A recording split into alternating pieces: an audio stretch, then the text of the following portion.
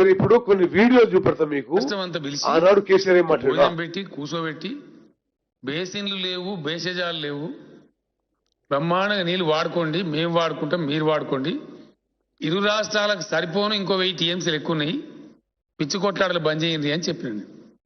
అట్లనే అంతకుముందు ఫైనల్గా మొన్న ఈ కొత్త ముఖ్యమంత్రి గారు వైఎస్ జగన్మోహన్ రెడ్డి గారు అక్కడ ముఖ్యమంత్రి అయిన తర్వాత సుహృద్భావ వాతావరణం వాళ్ళు అడిగితే వెల్కమ్ అని చెప్పిన.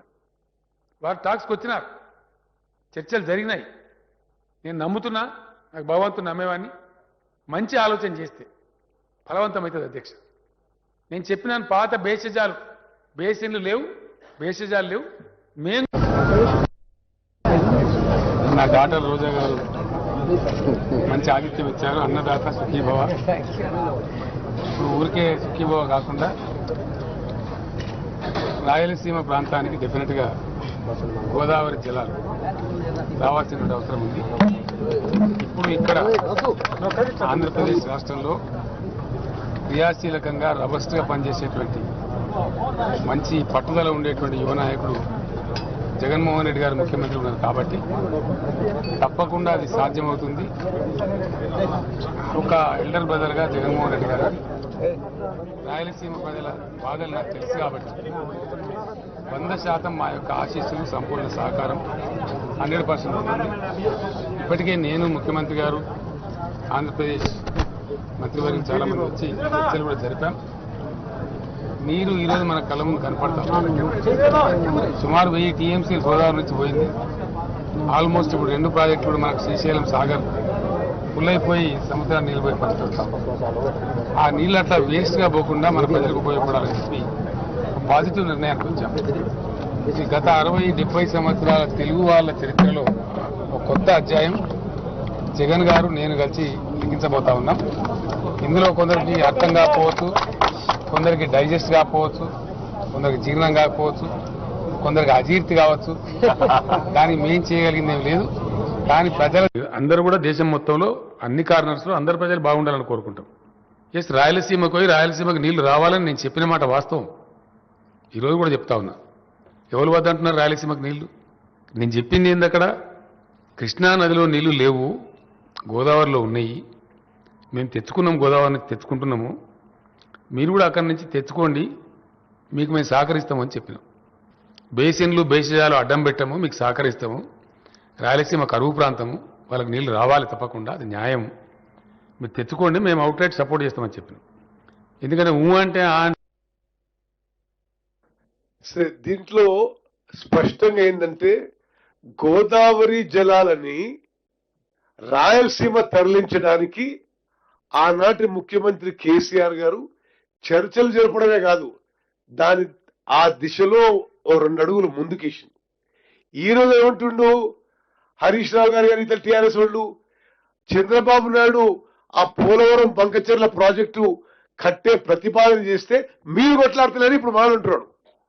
అసలు వాస్తవంగా ఈ ద్రోహం, ఈ పాపం వాళ్ళు చేసింది. మనం ఈరోజు మరి ముఖ్యమంత్రి గారు, నేను పలుమార్లు కేంద్ర ప్రభుత్వంతో సంప్రదించి ఇది తెలంగాణ నీటి హక్కుల ఉల్లంఘన, ఇది చేయడానికి వీల్లేదు అని మేము రిప్రజెంట్ చేస్తున్న విషయం కూడా మీరు గమనించాలి, తెలంగాణ ప్రజలందరూ కూడా తెలియజేయాలి. నెక్స్ట్, ఇది కొన్ని మీకు ఆనాటి ప్రెస్ క్లిప్పింగ్స్ కొన్ని స్లైడ్స్ చూపెడుతున్నావు.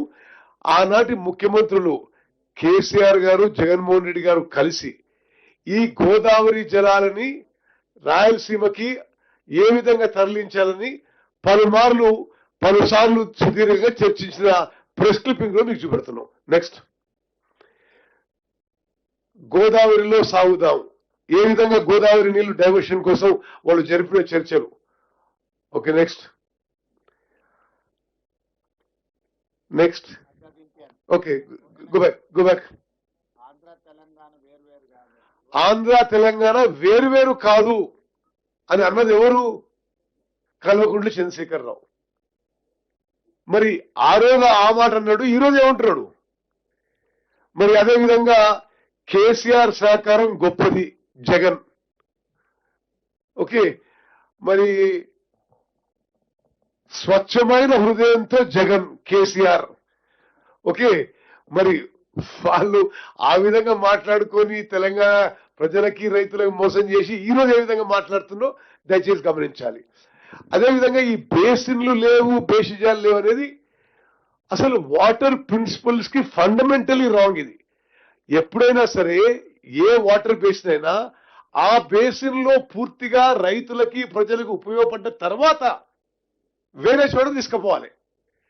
గోదావరి జలాలు మన ప్రాజెక్టు పూర్తే కాలేదు, మన బేసిన్లకి పూర్తిగా నీళ్లే రాలేదు, గోదావరి జలాలు రాయలసీమ తీసుకుపోవచ్చు అని చెప్పి వాళ్ళు ఆ విధంగా చర్యలు తీసుకునే విషయం కూడా మనం అందరం గమనించాలి. ఉత్తమ్ కుమార్ రెడ్డి గారు చాలా వరకు మా ఆఫీసర్ అంతా చెప్పారు. ఈ గోదావరి రివర్ మేనేజ్మెంట్, గోదావరి వరద జలాలు పోలవరం తర్వాత సముద్రంలో కలిసే నీళ్లు వరద జలాలు అనేది ఒక లెక్క తేల్చిండ్రు. వారే 2016 ఉమాభారతి గారి నేతృత్వంలో జరిగిన మీటింగ్లో స్పష్టంగా చంద్రశేఖరరావు గారే ఏ విధంగా ఆ రోజు సెప్టెంబర్ 21, 2016 ఈ అపెక్స్ కౌన్సిల్ మీటింగ్ జరిగింది. ఉమాభారతి గారి అధ్యక్షతనే చంద్రబాబు నాయుడు గారు మన చంద్రశేఖరరావు గారు కలిసినప్పుడు వారే స్పష్టంగా చంద్రశేఖరరావు గారి ప్రపోజల్ మూవ్ చేసిండు, చంద్రబాబు నాయుడు మూవ్ చేయలే. పోను చంద్రబాబు నాయుడు మూవ్ చేసిండు, తెలంగాణకు అన్యాయం చేస్తుండు, ఇంత అన్యాయం ఉంటుందని మనం అనడానికి కూడా లేదు. 2016 నాడే చంద్రశేఖరరావు గారు చెప్పుడు, చంద్రబాబు నాయుడు గారు ఇదే అదనుగా తీసుకొని పన్నులు మొదలుపెట్టుడు. చంద్రబాబు నాయుడు గారి హయాంలోనే మొదటిసారి చంద్రబాబు నాయుడు గారి హయాంలోనే ఇన్ని పేజీల రిపోర్టు వ్యాప్కోసు ఆంధ్రప్రదేశ్ గవర్నమెంట్కి ఇచ్చింది. ఏ ఒక్క రోజు కూడా చంద్రబాబు నాయుడు గారు ఉన్నప్పుడు 16 నుంచి 19 వరకు ఏ ఒక్క రోజు ఇది చంద్రబాబు నాయుడు గారిని వ్యతిరేకించలేదు చంద్రశేఖరరావు గారు.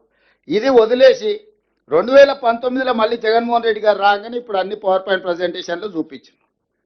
In continuation of Chandrababu Naidu proposal Jaganmohan Reddy గారు వచ్చినాక కూలంకషంగా డీటెయిల్డ్ ప్రాజెక్ట్తోని ఇదే ప్రగతి భవన్లు ఇక్కడనే మిత్రులు పొన్నం ప్రభాకర్ గారు చెప్తారు, ఇదే ప్లేస్లో జగన్మోహన్ రెడ్డిని పిలిచి మంచి భోజనం పెట్టి పవర్ పాయింట్ ప్రజెంటేషన్ ఇచ్చి ఏ విధంగా గోదావరి జలాలను పెన్నా పరివాహక ప్రాంతానికి బంకచెర్ల వరకు తరలించుకెళ్లాలను చంద్రశేఖరరావు గారే వాళ్ళకు మొత్తం నేర్పాడు.